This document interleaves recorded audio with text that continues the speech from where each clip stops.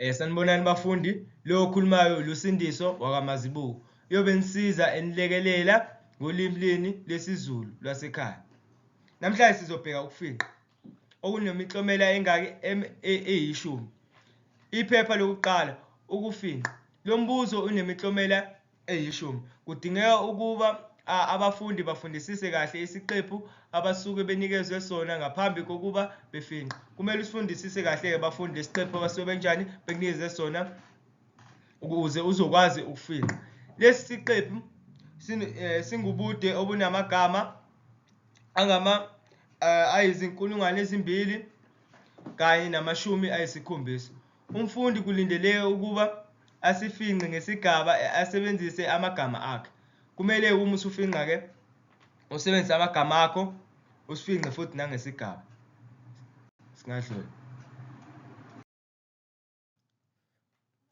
Kuyini ukufingqa? Lokhu kungukubhala umbhalo obhalwe ngamagama amaningi, uwubhale ngamagama amancane. Cansi le icacile? Uma ufingqa usuke unike amagama amaningi, kumele wena uwabhale ngamagama amancane. Lapho usuke unike amaphuzu abalulekile athule kulowo mbhalo ngamazwi ambalwa. Usuke unike amaphuzu abalulekile asuke ethule kephi kwithekisthi yokufingqa. Usuke unike amaphuzu abalulekile uwabhale ngamagama anjani ambalwa. Cansi kubalulekile nalokho kucacile. Akuyona indaba kuphela efingqwayo. Kungasetshenziswa izithombe kanye nemifanekiso eyahlukene. Kusho ukuthi uma ufingqa basangakunikeza isithombe bethi sifingqe, ubhale okucabangayo ukuthi kukhulunywa ngani esithombeni. Ukwazi ukuhlela lawo maphuzu kodwa umongo ungalahleki. Anti lokhu kubalulekile. Kumele ukwazi ukuhlela amaphuzu futhi wenze sure ukuthi into ekukhulunywa ngayo elontuzaneni uma ufingqa ithekisthi yakho awulahleki umongo yakhona. Into ekukhulunywa ngayo awulahli umqondo kahle kahle, awumele ulahle umqondo. Ngakho kubalulekile ukuthi abafundi belazi leli phuzu melifake ekhanda futhi uma ufingqa. Kumele wenze isiqiniseko sokuthi awulahli umongo, awulahli umqondo wento ekusuke kukhulunywa ngayo kwithekisthi.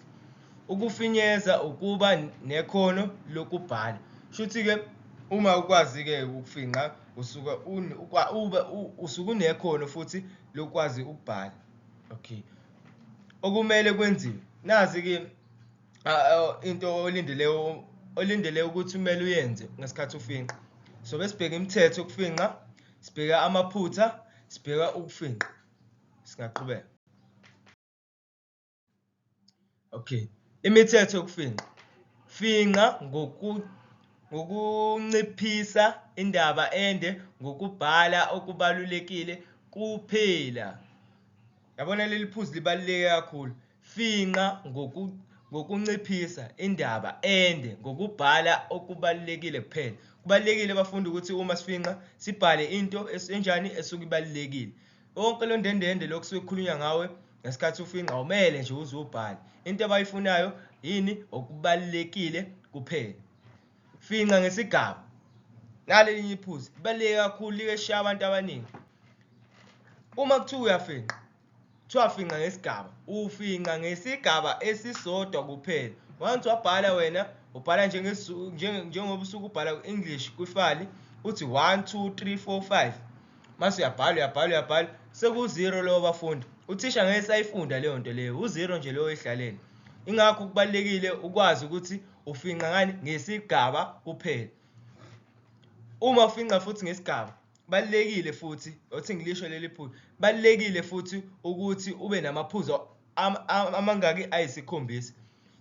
Uma ufingqa ngesigaba, ubhala la kuphela khona iphuzu, ufake ungqi uphinde uqhubeke. Noma wangafaka ungqi waqhubeka ndendende, uthisha uzogcina sekumakela, ugcina uluza amamaki ngendlela nje engazi nje ngathini. Ngendlela nje ukuthi awusebenzisanga ingqondo. Kumele nje iphuzu lakho la kuphelela khona iphuzu lakho, faka ungqi uphinde uqhubeke elinye iphuzu. Sebenzisa amagama akho. ngalokhu kubalulekile-ke njalo sebenzisa amagama akho. Uma ufinqa ungathathi yonke ilontuzana ithekisi jobe njalo uzoyifuhlela wena la ufinqa khona. Nalapho usuke kuyindlela ukuthi wenze njani ulahlekelwe amamaki. Sebenzisa awakho amagama kodwa ungalahli umongo, ungalahli into ekusuke kukhulunywa ngayo, ungalahli umqondo wento osuke ufinqa ngayo. Kubalulekile uma kuthiwa sebenzisa amagama abasho ukuthi shintsha yonke into, shintsha lokho okuncane noma emshweni owodwa ungashintsha amagama amabili noma amathathu phelile, ungaze ulahle umongo, ungaze ulahle umqondo. Nakho futhi leli photi liyangifakazela, ungalahli umongo okanye umqondo. Angise ngikuchazele.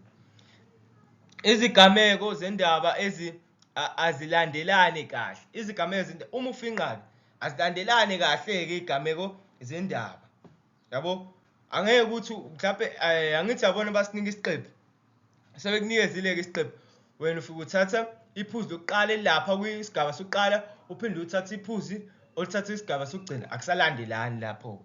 Indlela owenze njani olahlekela ngayo amamaki. Kumele kulandelane kahle, kulandelane kahle ukuze uzokwazi ukubhala into ehlelekile nenomqondo.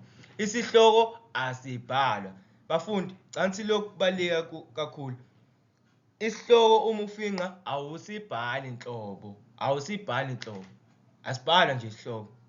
Sebenzisa amagama akho. Leli phinde iphonto elilodwa. Finqa kube isigaba esisodwa. Yabo, ngize ngakugqamisa kakhulu-ke lokho. Finqa kube isigaba esisodwa. Ngithi angikuphinde futhi. Finqa kube isigaba esisodwa. Kubalulekile lokhu bafundi, kubaluleke kakhulu. Uma ufinqa ungafinqi njengoba usuke ufinqa kwifile. Njengoba usuke ubhala isamari kwifile. Finqa la kusiZulwini ulimi lasekhaya sifinqa ngesigaba. Singafaka-ke igama le-English ukuze mhlawumbe abanye bezokwazi uku-understand. Ufinqa ngeparagraph eyodwa bafundi, eyodwa vo. Bhala imisho esemqoka uyihlanganise neminye imisho ukwenza isigaba. Ngithi yeswa, ubhala le misho njani ebalulekile uyihlanganisa neminye imisho ukuze uzokwazi ukwenza ini isigaba. Qiniseka ukuthi imisho iyaxhumana futhi iyathelelana. Njengoba sengichazile, yenza ngakho konke kusemandleni ukuthi imisho iyalandelana futhi izoyenza umqondo njengoba usuke uthathe kephi esigabeni. Ungathathi umusho owodwa kwiparagraph yokuqala uphinde uthathe umunye umusho kwiparagraph yokugcina ulandelise nalowo uthathe kwiparagraph yokuqala. Lapho usuke ulahla ini umqondo, kuyogcina singasafundiki. Kumele ilandelane bafundi, angazi noma nangithola. Kumele ilandelane kahle. Bhala inani lamagama owasebenzisile. Balulekile-ke nalokhu ukuthi ukwenze. Uyabhala inani lamagama owasebenzisile ngaphansi uma usuqeda ukufinqa. Futhi kubalulekile njengoba babhale ukuthi ukufinqa kumele ufinqe ube namagama ayishumi-nesikhombisa. Ungadluleli ngaphezulu. Bafundi, ngicela ukunixwayisa. Ayabalwa amagama kwisiZulu, ayabalwa uma ufinqa. Uma ucabanga wena ukuthi uzosebenzisa amagama angaphezu kwe-17 uzoba nenkinga. Noma bazowabala lawo magama ukuthi ayi-17 ngempela na, singadluli. Nanka-ke amaphutha avamise ukwenziwa abafundi. Ukungafundisisi imiyalelo ukuze uqonde ukuthi kufanele nifinqe kanjani. Bafundi okanye balingani bami, uma uzofinqa bakunikeza imiyalelo ukuthi kumele ufinqe kanjani.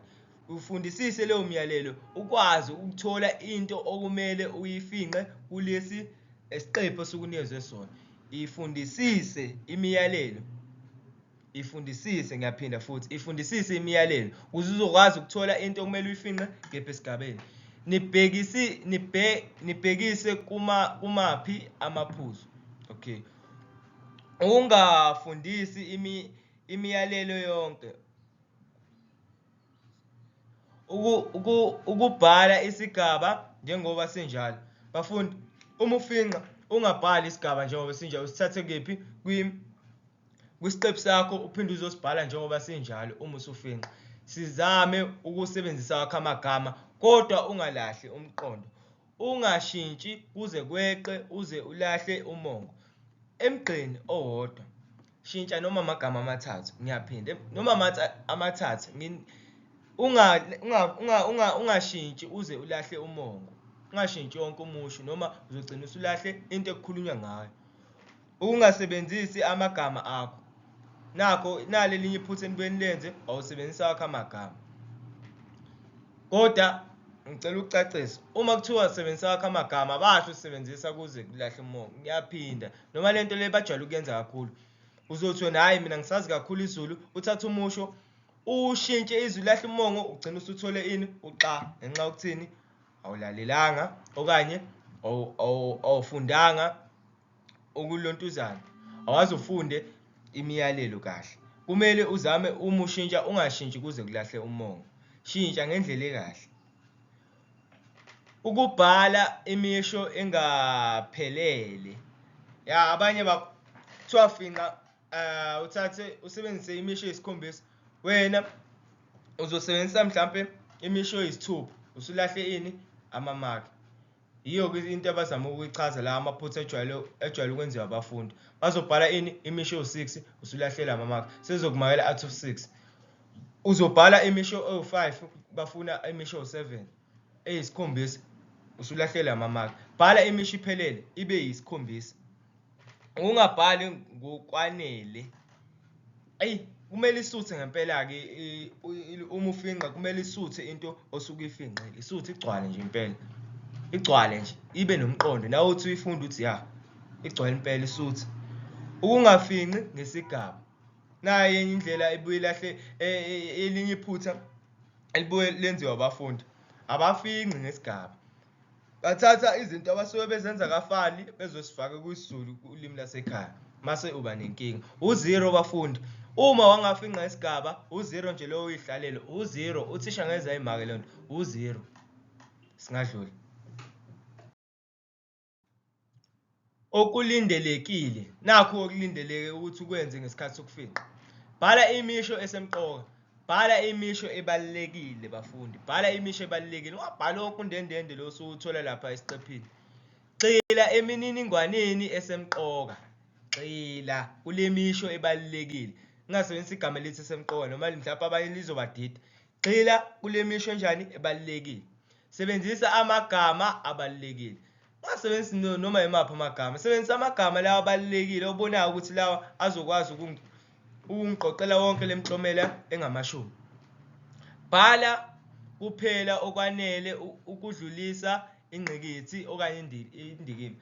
Bhala into eyanele ezokwazi ukudlulisa ingqikithi yento ekusuke kukhulunywa ngayo kwisiqephu. Bhala into ezokwazi oyaziyo ukuthi le yiyo edlulisa into ekhulunywa ngayo isiqephu. Ungabhali wonke undendende bafundi lo. Ingakho kubalulekile ufunda imiyalelo, uwazi ukuthola ukuthi bafuna ufinqe kanjani. Finqa ngesigaba. Leli phuzu baligqamisa kakhulu-ke bafundi, ngicabanga ukuthi libalulekile ukuthi kwisiZulu ulimi lasekhaya asifinqi inoma kanjani, sifinqa ngesigaba kuphela. Wafinqa indlela yakho, u0. Ngiyaphinda, u0. Singadluli. Nazi-ke iy'nyathelo ngicabanga ukuthi ngingayisebenzisa uma ufinqa. Ngicabanga ukuthi lezi zizongisiza kakhulu. Zama lezi zinyathelo ezilandelayo ukuze uthole imiklomela eyishumi embhalweni wokufinqa. Isinyathelo sokuqala, susa. Ngizoyichaza kabanzi kwislide esilandelayo. Isinyathelo sesibili, gcina. Isinyathelo sesithathu, amagama asemqoka. Ngizokuchazela kabanzi kwislide esilandelayo ukuthi sisebenzisa kanjani. Singadluli. Nazo-ke, susa. Uma bethi susa, khetha imibono engabalulekile. Uzokhetha kwisiqephu lesi abasuke bekunikeze sona sokufinqa imibono engabalulekile noma okuyimisho esekelayo. Yabona kwisiqephu khona le misho le esuke ichaza okukodwa lokho kusuke kuchaziwe. Yabona leyo misho le ikhethe leyo ukwazi ukuyibona noma engahlobene noma engahambisani nento esuke ibuziwe embuzweni. Susa okuphindaphindiwe esigabeni. Lokho abasuke bephinda khona into eyodwa kususe bafundi. Siyasusa-ke la. Uyayibona izinto okumele uyisuse yizo lezi esiy'bale lapha. Imibono engabalulekile noma okuyimisho esekelayo noma engahlobene suke sikususa. Susa okuphindaphindiwe esigabeni. Lokho okuphindaphindiwe sakususa nje lokho esikubale la kule misho le. Gcina. Uma kuthiwa gcina abafundi kwisiqephu, fundisisa isiqephu ozofinqa uthole ukuthi sikhuluma ngani. Kubalekile-ke abafundi lokho. Sifundisise lesiqephu abasuke bekunikeze sona ukuze uthole ukuthi sikhuluma ngani. Dwebela imisho ebalekile ngesikhathi sokufunda. Le misho leyo uzoyisebenzisa-ke ephendula imibuzo osuke bekunikeze wona lapha ekufinqeni, idwebele bafundi. I-underline ngesiNgisi. Bhala uhla lwemiqondo esemqoka. Bhala-ke lemiqondo le esemqoka, uyibhale eceleni lemiqondo esemqoka ephendula ini? Umbuzo. Ihambisana nezigaba zendaba. Ehambisana nezigaba zendaba. Phinda ufunde ithekisthi, uqaphelisise ukuthi uthole wonke umqondo. Phinda-ke futhi bafundi ubuyele kwithekisthi okanye kwisiqephu, usifundisise, uqaphele ukuthi uqoqe wonke-ke umqondo osukhulunywa ngawo lapha esiqephini. Bhala umzamo wokuqala. Lokhu siyakusebenzisa-ke njengoba sakwithemu yokuqala siya kwithemu kwesibili, sisakusebenzisa lokho ukubhala ini? Umzamo wokuqala. Uyabhala umzamo wokuqala mase ubhala okugcina. Gqamisa imininingwane ebalulekile usebenzisa amagama angukhiye. Amagama anembayo ngelinye ngamanye amazwi usebenzisa amagama anembayo. Uyagqamisa lamagama anembayo uwasebenzise. Sebenzele imiklomelo emangaki? Eyishumi la bafundi. Kubalekile ukuthi siqokelele yonke lemiklomelo noma izosisiza kakhulu ukuthi senze ezibukayo kwiphepha lokuqala. Amagama asemqoka. Amagama asemqoka elinye iphuzu leli ezokulekelela ukwenzani? Ukufinqa. Buyela ufunde ithekisthi. Chaza ukuthi kumele ubuyele-ke ufunde ithekisthi. Bhala umzamo wesibili, ubhekisisa amagama ongawakhipha, uwafake noma uwabhanqe. Angithi usubhalile umzamo wokuqala. Kwimizamo wesibili-ke khetha-ke lamagama lawo ongawasebenzisa owabonayo ukuthi ayanemba noma okanye uwabhanqe namagama akho. Lungisa amaphutha kanye nezimpawu zokuloba. Kubalulekile-ke lokhu bafundi ukuthi sibheke nezimpawu zokuloba. Baye beyibheke uma bemaka ini? Isifundo sokufinqa. Finqa ngesigaba. Lokhu bayakugqamisa kakhulu bafundi. KwisiZulu ulimi lasekhaya uma sifinqa ngesigaba kuphela. Ungabe usasibhala isihloko uma usufinqa. Awusibhali isihloko uma usufinqa bafundi. Bhala umzamo wokugcina. Ungakhohlwa inani lamagama owasebenzisile ekugcineni kwesigaba osifinqile. Ungakhohlwa uma usuqeda ukufinqa bafundi ubhale inani lamagama olisebenzisile. Singadluli.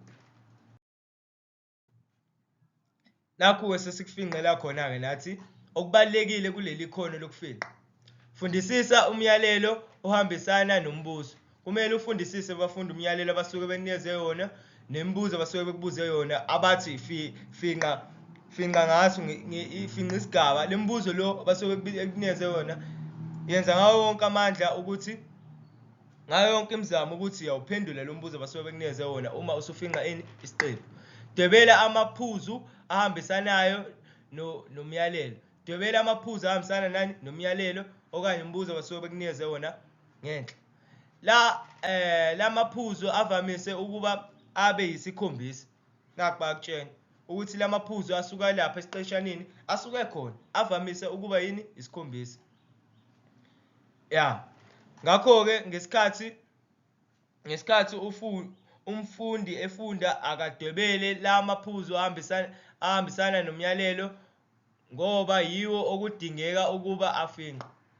Kumele-ke uma usufinqa isiqephu la maphuzu owadwebelile ngenhla kumele ahambisane nomyalelo osukubuziwe.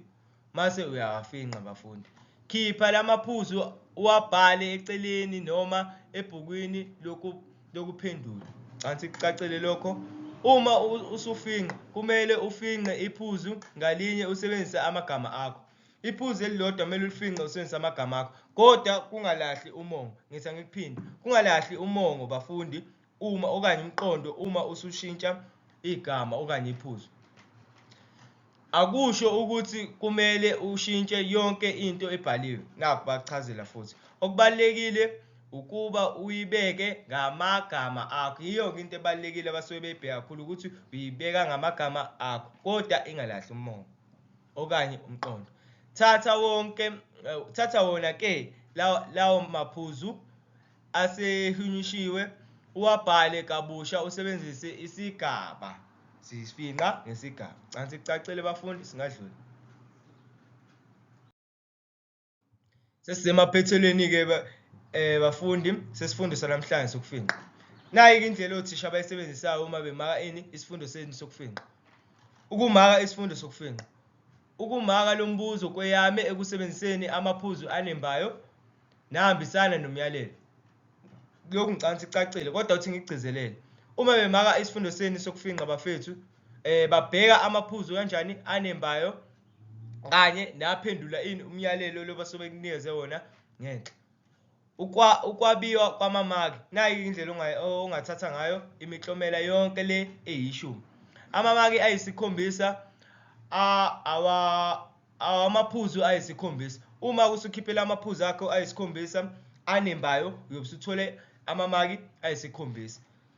Imaki elilodwa lihambisana nephuzu elilodwa. Shuthi iphuzu elilodwa linani linemaki elilodwa. Amamaki amathathu awolimi. Okay, lama maki asele amathathu awolimi. Indlela osebenzise ngayo ulimi, indlela uma usushintsha ngayo amaphuzu akho usufaka ngendlela yakho kodwa ingalahli umongo. Yiyo ke lama maki amathathu ke lawo osuku walwela ukuze uqoqe wonke lemiklomela eyishumi. Okay, bafundi siyabonga ngesikhathi nisiphe sona. Ngithemba ukuthi sohlangana ke sesibheke yini elandelayo konje, ngicabanga i-cartoon okanye isikhangisi. Angisakhumbuli kahle. Kodwa sesizohlangana sesibheke isikhangisi okanye i-cartoon. Ngicela abafundi ni like i-video, ni comment evidweni, ni subscribe, ningakhohlwa ke bafundi ukusifonela okanye ukusithinta uma kukhona la ningazwisanga khona, eningezwanga kahle khona. Inombolo yami yocingo ithi 065 362 0387. Danke, siyabonga. Cheers.